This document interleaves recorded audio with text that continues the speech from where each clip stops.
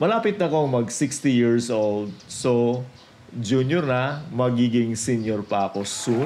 And I cannot deny na meron na rin ako mga symptoms ng sakit tulad ng hypertension. And just recently, biglang tumaas yung BP ko. At sabi ng doktor, kailangan kong mag-take agad ng isang klaseng tableta na ilagay lang sa ilalim ng dila kapag ang BP ko ay aabot mula 160/100. Pero, paano ko malalaman yung BP ko? So, bumili ako nito from a trusted brand, and this is Smart. Una sa lahat, mag-subscribe muna kayo sa aking channel para suportahan ito. You may also join this channel as a member to avail of exclusive perks like priority in comments reply and early access or exclusive access to some videos for members only. You can also help fund some projects here by sharing super thanks. This is Omron Automatic Blood Pressure Monitor. Ang kanyang model number ay HEM-71560-A. Meron ding ibang model na 71560 lang, walang dash A. Siguro ang ibig sabihin nitong dash A ay meron kasi itong kasamang power adapter. So wala tayong problema sa power supply. While galing ito sa isang trusted brand, Omron says there are 3 things why you choose this device. First, lahat ng kanilang mga produkto ay clinically validated for accuracy. Sinisiguro nito na it follows the highest international standards of precision and reliability. Itong marking dito na CE0197 is a certification of medical quality by the European Community.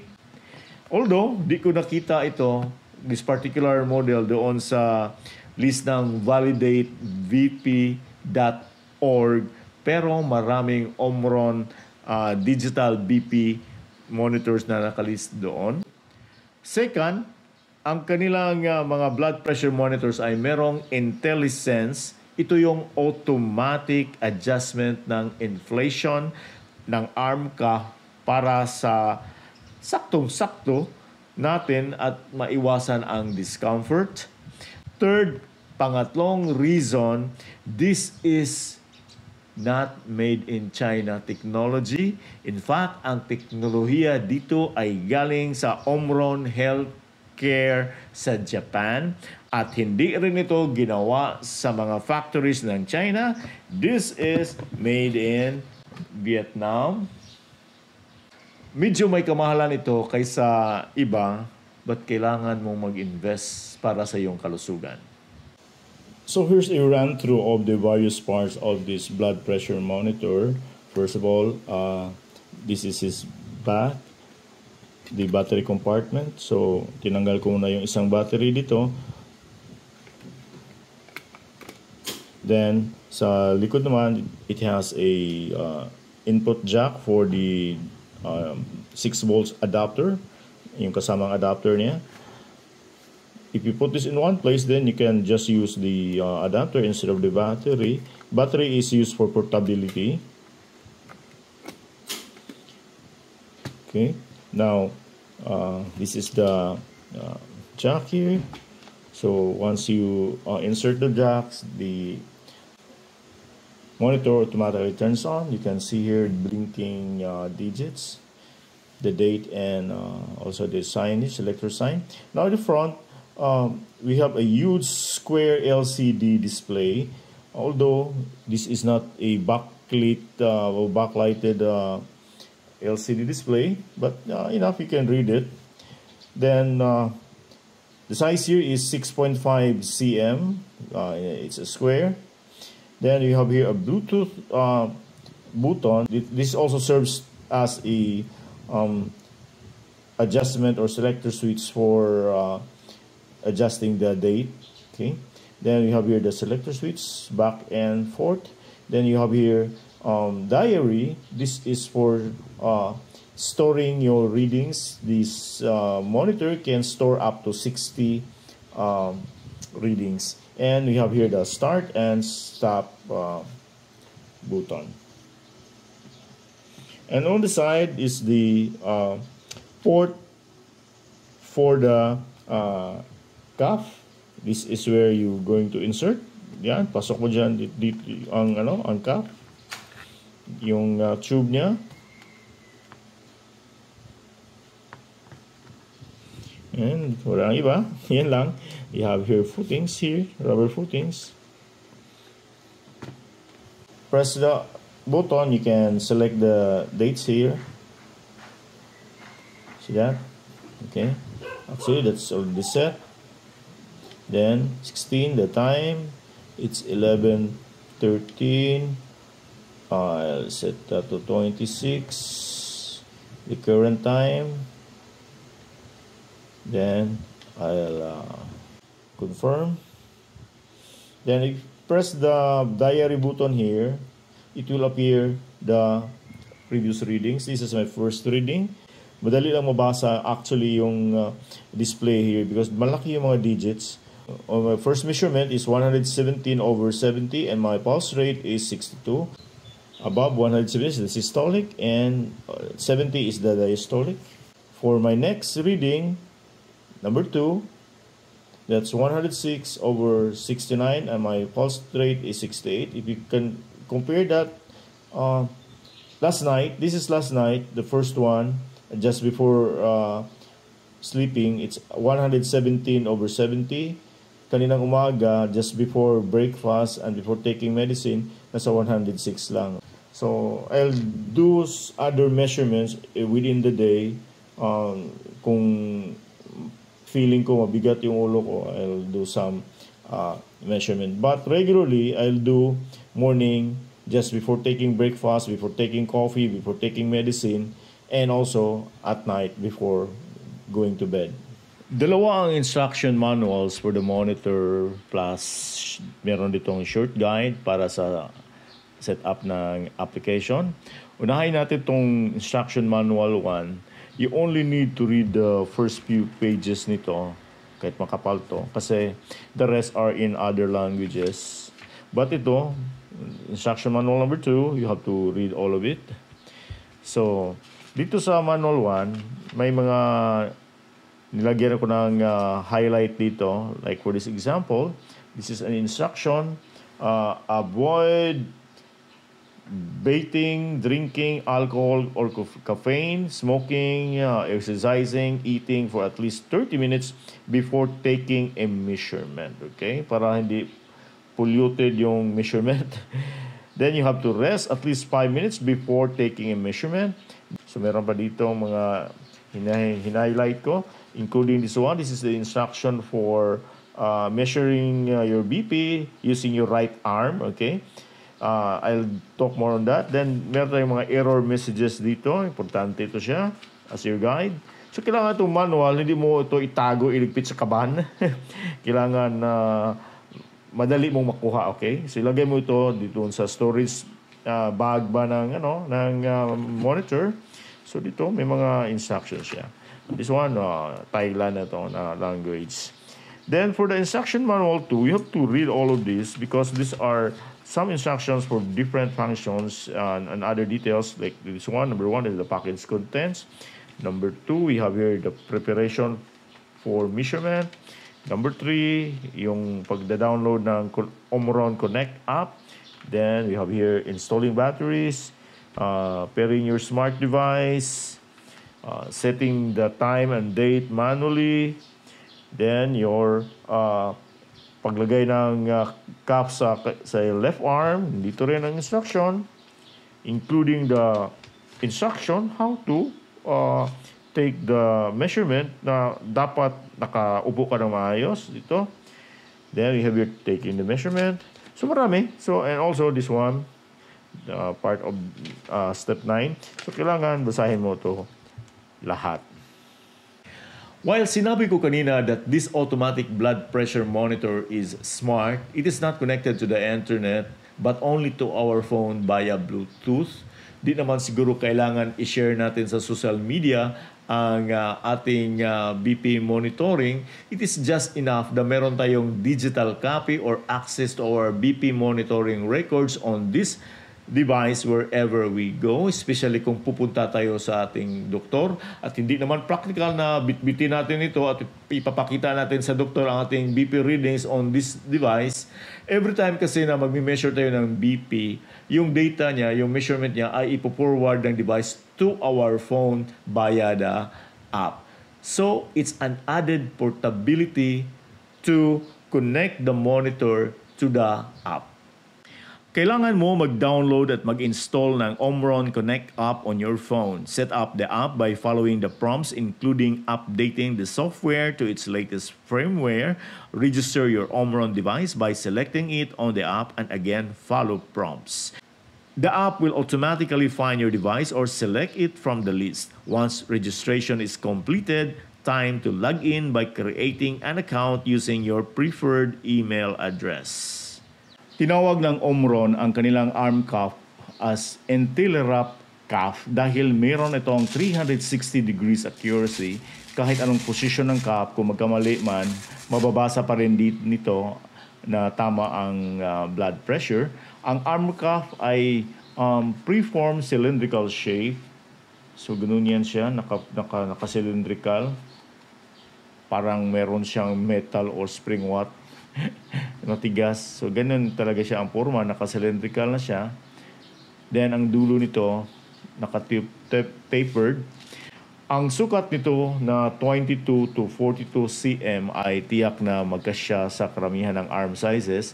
Mas close fit o mahigpit ang braso, mas mabuti para sa accurate measurement. At kaya ilagay ng isang kamay ang cuff without the assistance of anyone other than you. So actually, pwede lang isang kamay ang gagamitin mo sa paglagay ng cuff. Be sure na itong tube ay nandito sa inner arm mo, nasa loob siya. So here, ma-measure mo 1 to 2 centimeters mula dito sa elbow mo, sa elbow line. Okay? So pwede pa isang kamay lang. So ganito ang forma niya, dapat andito sa ilalim, sa loob ang itong tube. Then you just insert it here. Okay? Then pagkatapos niyan, kung ready ka na, so parang gano'n lang, flat mo yung kamay mo.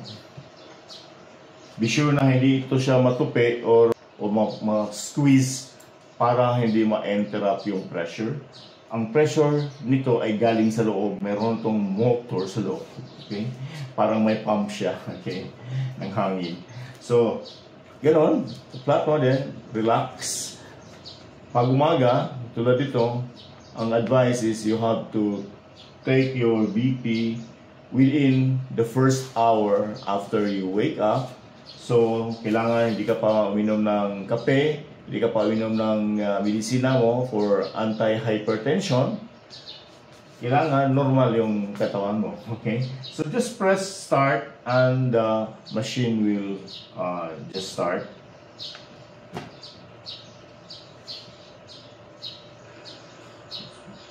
Yun, tumunog na yung motor. At saka nagpe-press na dito ang cuff sa akin. Then it started measuring my systolic.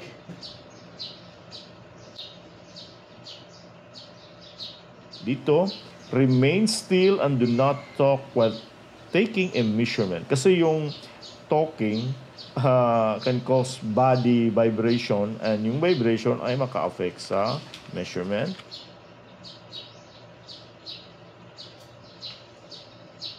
It's 117 over 70 and my pulse rate is 62. So pag magtanggal ka naman ito, isang kamay lang. So hindi mo actually kailangan ng ibang tao. So this is designed for one person. Yun, madali lang.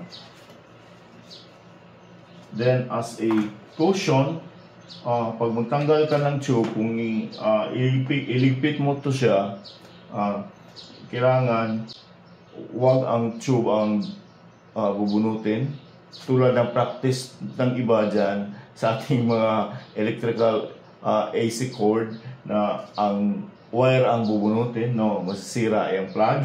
So pareho dito, ito yung ang bubunutin mo ito siya. Okay. Then pag magligpit ka nito, huwag mo again, dapat hindi siya ma-fold, so dandahan mong ilagay dito sa loob. And you can now enjoy your hot coffee and take your medicine. Kung sakali na simulan mong kumuha ng BP dito sa left arm mo, sa mga succeeding measurements, kailangan always nasa left arm din. Kasi magkaiba pala yung measurement ng left at saka right arms. Kailangan dapat consistent para di malito, di magkamali ang ating doktor.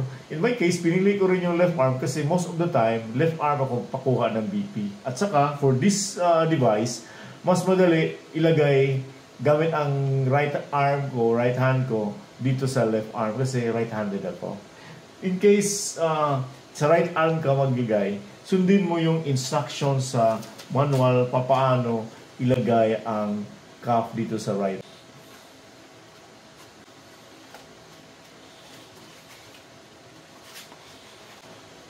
Ganun pa rin, 1 to 2 centimeters mula dito sa elbow line mo. Ilagay ang cuff. Then, be sure na ang tube ay nasa gilid. Okay? So, dito siya. Unlike before unlike sa left arm na dito sa inside arm ilagay ang tube. Dito, ilagay sa gilid. Ganon siya. Be sure na hindi mo ma-squeeze yung tube. Okay? So, ganon ang pag-measure niya. May mga icons din na The Omron monitor has indicator icons that guides us like the cuff wrapping guide. The icon indicates okay if it's correctly wrapped. Kung maluwag, magsabi din ito. Meron din itong body movement detection kung gumagalaw ka during measurement to alert you. Kung sakali lampas sa normal range ang iyong blood pressure, the hypertension indicator warns us, and also if irregular ang heartbeat natin. Advice ng Omron, kung makita mo itong mga icons na to, Kung iyong nakita ang alinman sa mga icon na ito, kunin muli ang iyong BP pagkatapos ng 2 o 3 minuto. i-try natin na maluwag yung paglagay ng cuff. Tingnan natin yung cuff wrapping guide niya kung magre-react ba. Try ko lang na hindi ko ayusin na luwag na maluwag. Try natin. Ito maluwag to.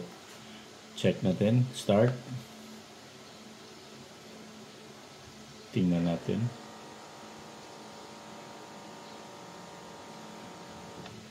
Yun, you see one? E1 siya. So naka-indicate ang E1. Ano ba yung E1? Basahin natin sa ating kodigo. Ang E1 is appears or the arm cuff does not inflate. Okay. Ang arm cuff wala mag-inflate. So, adjust natin. Ulitin natin. Start again.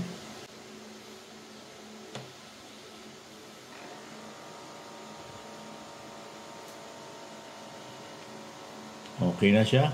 Then, kikilos ako. Try ko, check natin kung ma-detect ba body. Nag-move ako. Let's say, tingnan natin. Okay, kung mag-appear ba yung body detection niya. Body movement detection. Nahihirapan siya. E5. So, nag-error siya. E5. E5 appears, meaning is the pulse rate is not detected correctly. Okay? Kasi palagi akong kumikilos. Test natin again ulit.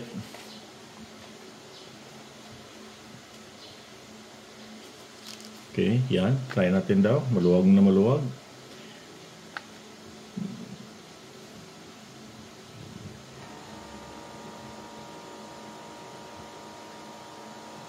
Hindi nag-inflate. Yan, E1, hindi nag-inflate siya. Kailangan talaga i-touch, ma-touch ang cuff sa skin mo para siya ma-detect niya. Try again. Yun. Nag-inflate na siya. Okay na. Pag mag-move ako, nag-move ako. Tingnan natin. Okay.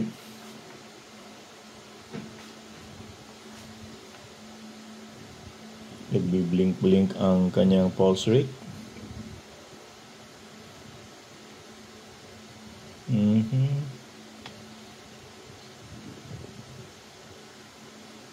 So, na-record pa din.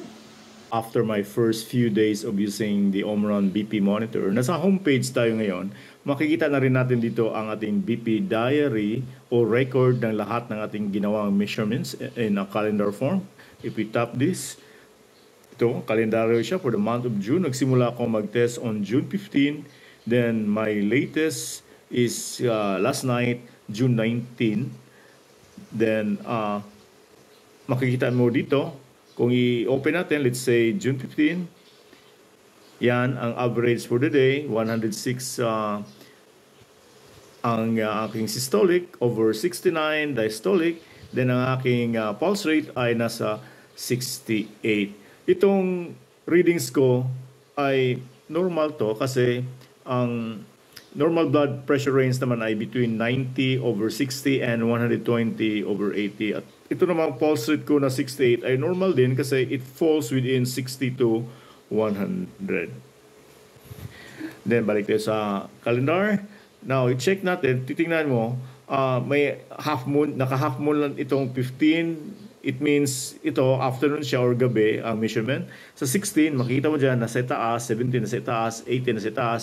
Sa 19 naman is full siya kasi na-record dito yung morning measurement at saka evening measurement. Tingnan natin. Yan, dalawa na siya. So, sa umaga at saka sa gabi. So, ito lang nakita kong consistency kasi actually, itong mga araw na ito, 16, 17, 18, nag-test ako dito, morning and afternoon, morning and evening. Ito, tingnan mo, isa lang, morning lang siya. Sa June 17, yun din, isa lang. June 18, isa lang. Pero, based on my observation, nag-forward naman ang device ng data to my phone or to the app on my phone. Pero hindi naka-register dito, hindi na-record. Ito lang kahapon. So, buo siya. Morning and evening. If you go below, makita mo dyan may graph, yung tab. So, if you tap that, ito yung itsura sa reading. So, sa baba may dates, 15, 16, 17, 18. So, makikita mo yung diferensya talaga in a graph form. Pwede rin sa list. Ito, may list siya. So, ang nasa itaas yung pinaka-latest, June 18. Then, baba yung June 15. Now, take note of the icons or markings here. For example, dito sa June 17, Monday, nakalagay dyan 1828, 118. Then, may circle siya. Yung circle na yan, ibig sabihin yan is you're able to meet your target. Yung target BP ko kasi is 120 over 80. So, yung circle na yan, ibig sabihin is target achieved. So, kung gusto mo malaman itong meaning nitong mga symbols na yan, go to the question mark at the upper right-hand corner. Pagka po dyan, may mga meaning sa symbols na naka-display. Target achieved, yung circle, then you have equal, okay, and so on. So, nakita mo dyan, sa June 17, nakita mo dyan 6:10 in the morning yan. May nakalagay na sunrise sa left side niya. So, this is my first test at 111. So, my measurement is 111. So, kuhang-kuha siya sa target kasi target ko hindi lalampas sa 120. Then, the next is 125. Nakalagay dyan may arrow. It means nag-increase siya, slightly increase. So, yun ang meaning yan, 125. Then, take note, that's 1820. Then, meron namang isang measurement dito na 1828, 118. Actually, hindi to sa akin. Sa anak ko to. Itong 1828 or 628 ng gabi na measure to. Kasi nagme-measure din siya, try niya. Problema lang kasi dito sa model na ito is isang user lang ang pwedeng gagamit. Unlike the other models, may mga ibang models na dalawang users pwede. So may sariling account, may sariling data. Kahit sino gumagamit ng monitor, nakalista siya in the same data tulad nito. Okay, so ito take note nyo na lang, gano'n ang nangyari. Okay, so balik tayo sa homepage. So yun ang BP diary. Then we have here the latest readings niya. This is today. So yan ang graph niya. By the way, makita sa baba yung average niya for the month. Kasi yung pinili natin kasi is month. Okay, may mga tab here, days. Then ito yung average niya for the day, 111 over 71. Then we have weeks. So i-compare niya, then months and so on until meron din for year. Okay. Then pupunta tayo doon sa contents, sa tab na contents. Ang contents is yung BP diary ang na-add natin. Okay. So yan ang BP diary. Now if we add another contents, wala kasi tayong ibang contents na malagay. For now, ito lang BP diary. Then sa baba, makikita mo dyan, may nakalagay na Connect Apps. So dito makikita mo yung mga link apps, yung mga other apps and services na nakalink nitong Omron Connect app. So let's try to check. So connect ko na yung Samsung Health app ko, so nakalagay na dito. Itong Samsung Health app ko, ang ginamit nito ay yung cellphone ko mismo. Yung Samsung Note 20 Ultra ko. May sarili din siyang sensors. So lahat ng data na nakukuha dito sa aking phone ay sinishare niya with this Omron Connect. Then I can also connect my Google Fit. So may Google Fit ako na account din.